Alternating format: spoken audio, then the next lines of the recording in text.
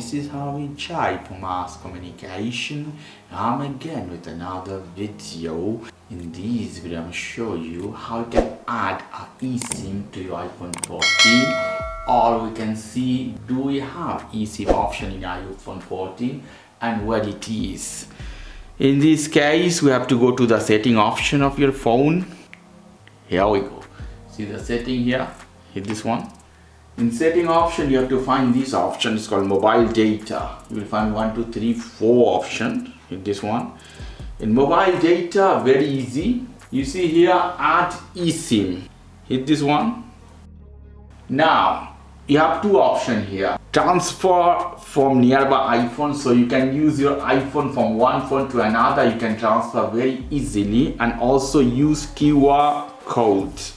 So hit this one, transfer from nearby iPhone, so that iPhone should have eSIM. This one way, or another use QR code. Hit this one. Scan the QR code the company or provider sent you. So scan that code, you will have the eSIM directly connected to your phone. Very easy.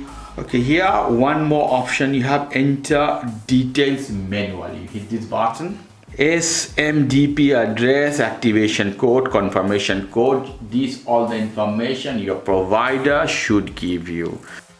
So let me show you one more time. You have to go to the setting option. You have to go mobile data.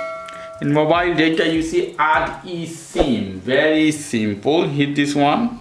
And you can add transfer from another phone or use QR code. Okay guys, if you like this video, please do subscribe to my channel. If you like this segment, please give me a thumbs up. Take care till then. Bye.